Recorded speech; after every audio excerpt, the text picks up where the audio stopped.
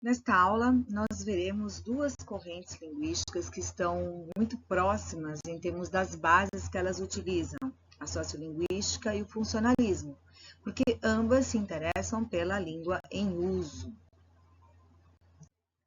Eu quis preparar essa aula justamente para vocês entenderem que o contexto comunicativo em que nós usamos a língua foi algo que já na metade do século XX gerou grande interesse em vários pesquisadores. Então, tanto os pesquisadores da sociolinguística quanto os pesquisadores do funcionalismo quiseram entender melhor esses processos que afetam o sistema da língua quando nós olhamos para as realizações síncronas que acontecem a todo instante em diferentes lugares.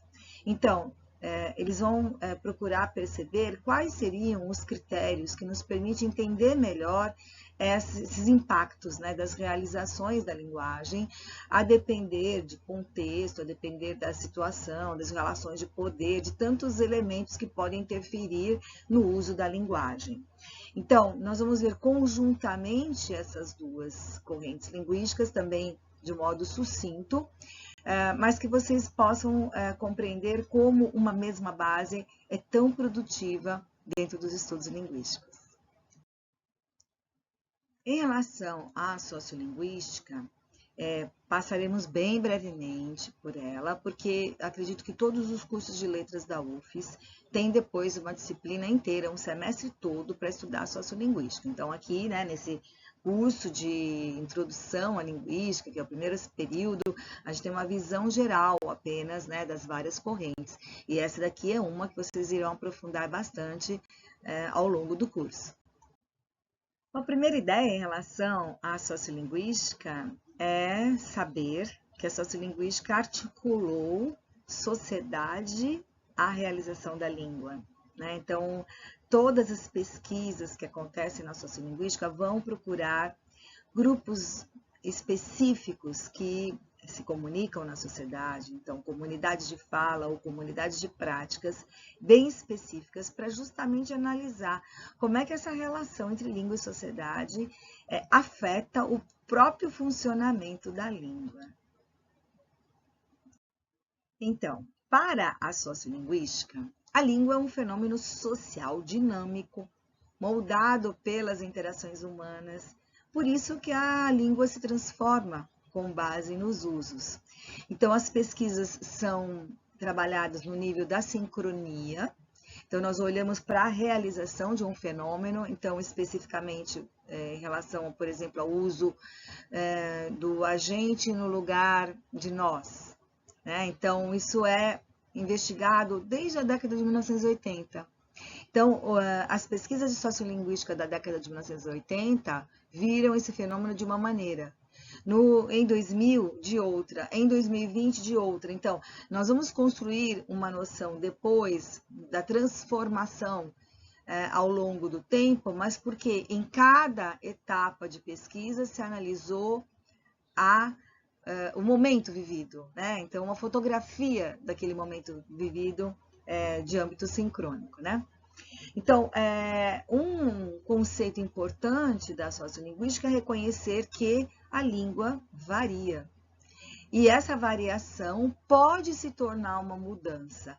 A gente só pode falar de mudança numa perspectiva de longo prazo, por volta de 50 anos, né, olhando um fenômeno sendo modificado num período grande de tempo, a gente fala assim, houve mudança na língua. Do contrário, nós vamos observar variações, e as variações são afetadas por diferentes razões. Coloquei aqui para vocês o conceito de variação linguística. Diz respeito ao uso do elemento linguístico no lugar do outro de forma tal que não implique em mudança de seu significado. Então, há uma diferença no uso, mas o significado permanece. Então, isso é um fenômeno inerente à língua, não é sistemática, tem regras, por isso que é possível fazer pesquisa e identificar essas regras. É motivado, como eu comentei anteriormente, tanto por fatores linguísticos quanto extralinguísticos, né? Então, a sociolinguística variacionista, que é um um tipo específico de sociolinguística, vai se interessar justamente por essa variação linguística, né? Vai olhar essa variação acontecendo em situação natural de comunicação, a fim de tentar processar, aí analisar e sistematizar as variedades todas que convivem em um espaço específico. Eu trouxe aqui para vocês alguns exemplos de variação linguística que a sociolinguística variacionista se interessa, né? Como variação de registro, que tem como variantes o grau de formalidade do contexto ou os usos específicos, variação regional, associada aí às distâncias espaciais entre as cidades, estados, regiões, ou até mesmo países, a variação social, que diz respeito ao perfil dos diferentes grupos sociais. Então, além das definições, trouxe também alguns exemplos para vocês se apropriarem um pouquinho do tipo de pesquisa que é realizado dentro da sociolinguística variacionista. É bem importante entender que esse tipo de trabalho ele é bastante sistematizado. Labov, um dos expoentes da sociolinguística, que infelizmente partiu agora no mês de dezembro de 2024, investiga essa linha de pesquisa em linguística desde a década de 1960, e ele sempre foi muito rigoroso quanto à metodologia, né? Então, ele chamava sempre muita atenção para a necessidade de ter um procedimento teórico-metodológico muito preciso para que não houvesse influência do método nos resultados. Então, tem toda uma maneira de fazer levantamento de questões e hipóteses, de selecionar os informantes, de organizar esses informantes e de coletar e codificar os dados. Então, quem trabalha com a sociolinguística variacionista tem que seguir regras bem precisas para a pesquisa ser bem realizada. A segunda corrente que vamos investigar nesta aula é o funcionalismo, que, como eu disse anteriormente, tem interesse também pelos usos da linguagem, bem específicos, bem localizados, porém, trabalha com critérios de análise bastante distintos em relação à sociolinguística variacionista, ou seja, parte dos mesmos princípios de uso da linguagem, em situações específicas, mas observa esses usos de modo distinto. Vamos iniciar pela definição do funcionalismo. É uma corrente linguística que, em oposição ao estruturalismo e ao gerativismo, se preocupa em estudar a relação entre a estrutura gramatical das línguas e os diferentes contextos comunicativos em que é usada. Então, agora a gente vai tentar olhar para essa origem do funcionalismo. No passado, quando os pensadores queriam discutir ideias, como hoje acontece nos grupos de pesquisa, eles fundavam círculos de pensadores que interessados em discutir conceitos comuns. E o funcionalismo, ele nasce das ações dos pesquisadores que estavam ligados ao Círculo Linguístico de Praga. Essa escola influenciou estudos linguísticos nos primeiros anos do século XX, porque ela começou a funcionar ali em 1926, e linguistas de várias nacionalidades, tchecos, russos e franceses, frequentavam o Círculo Linguístico de Praga.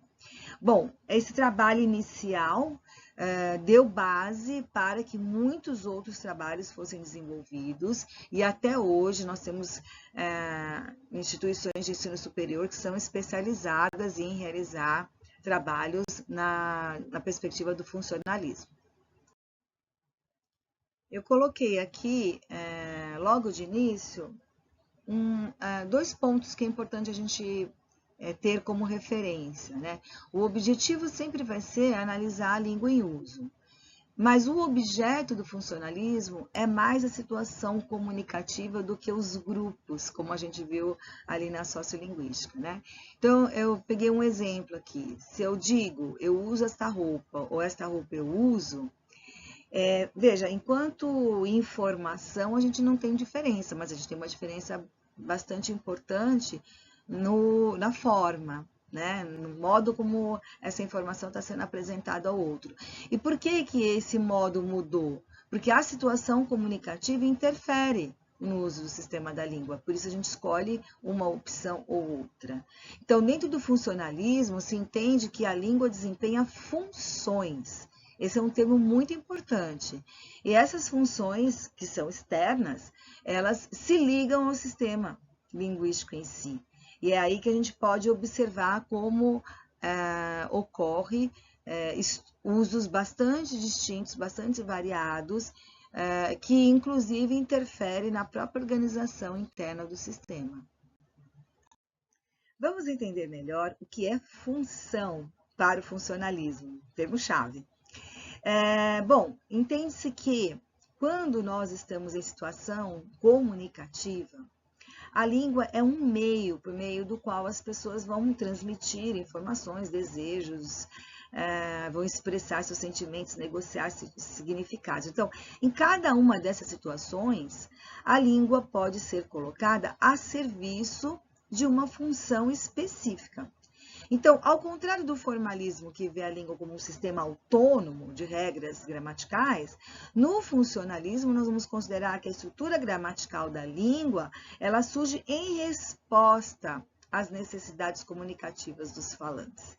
Esse é um ponto bem importante e faz uma diferença enorme em relação, por exemplo, a algumas linhas do gerativismo frente ao funcionalismo. No funcionalismo, função associa-se à relação. E eu coloquei 3 exemplos para nós vermos isso. Exemplo 1. Joana é minha amiguinha da escola. Veja, o uso da expressão amiguinha remete a uma forma da língua possível, mas que indica uma relação de aproximação entre o falante e o ouvinte. Do contrário, eu não usaria esse diminutivo. No outro exemplo, guarda-chuva ou cortador de grama, eu percebo que as formas estão sendo usadas para que entre falante e ouvinte haja uma precisão semântica em relação ao que se precisa. E no exemplo 3, tem uma ótima notícia sobre aquilo, a gente percebe que se a relação entre o falante e o ouvinte não estiver bem estabelecida, o ouvinte não sabe do que se trata o aquilo. Então, essa relação entre função e relação, ela é constitutiva das análises dentro do funcionalismo. E a Cobson propôs funções específicas da linguagem, função referencial, função emotivo-expressiva, função conativa ou apelativa, função poética, função fática, função metalinguística, e tudo isso considerando, né, o aparelho formal da comunicação, um certo modo como a comunicação se organiza. Não é assunto para a gente ver aqui mais detidamente, que a gente inclusive já viu, mas é importante a gente retomar, porque essas funções elas podem colaborar com as análises funcionalistas. Como eu havia explicado a vocês, o funcionalismo olha para a língua em uso a partir de conceitos distintos da sociolinguística. Então, 3 princípios iniciais são bem importantes a gente entender. Eles vão olhar para as expressões dos sujeitos na sua dimensão da informatividade. Então, veja aqui no exemplo que eu coloquei para vocês. Onde está a carteira? Eu posso pensar que carteira tem mais de uma representação, né? Eu aqui coloquei a imagem de um móvel, mas carteira também pode ser aquele objeto para guardar cédulas, notas e dinheiro. Então, a informatividade diz respeito a essa ordem da precisão da informação. E a gente pode observar que são variados os modos como os sujeitos usam a linguagem para conseguir ter informatividade. A iconicidade, que remete a elementos que são conhecidos por nós. Se eu digo assim, joia, sem essa imagem junto, né? Eu coloquei a imagem só para precisar a informação. Bom, joia pode ser um objeto de valor e joia pode ser uma avaliação de algo que aconteceu, que é o caso aqui. Então, existem usos específicos que já estão estabelecidos nas nossas relações sociais de uso da linguagem. E muitas vezes a gente faz uso desses elementos que estão já preparados e prontos para serem utilizados por cada um de nós. E também marquei aqui como 3 princípios iniciais a marcação. Na língua, há elementos que são marcados e outros que não são marcados. Então, por exemplo, o plural na língua portuguesa, ele é marcado, né? Nos nomes, eu tenho que acrescentar um S. Existem outras formas de realizar isso, dependendo da palavra, mas em grande parte dos usos em substantivos e adjetivos, os nomes em geral, né? A gente acrescenta um S. Então, o S de plural é uma forma marcada, enquanto que o singular é não marcado. É só eu não fazer nada, então eu tenho o singular. Entenderam? Esses 3 conceitos são muito analisados dentro do funcionalismo, por isso que eu quis destacá-los para vocês. Temos aqui outros 2 princípios importantes, o da transitividade e plano discursivo e o da gramaticalização. Bom, da transitividade, a gente lembra da transitividade verbal, né? Lembra da gramática, logo quando lê esse nome. Mas é muito interessante o funcionalismo discutir que, na verdade, transitividade não está restrito à gramática. Tem a ver com as ideias que são centrais ou são periféricas quando estamos utilizando a linguagem. Então, para o funcionalismo, as ideias centrais é entendida como figura e as ideias periféricas são entendidas como fundo.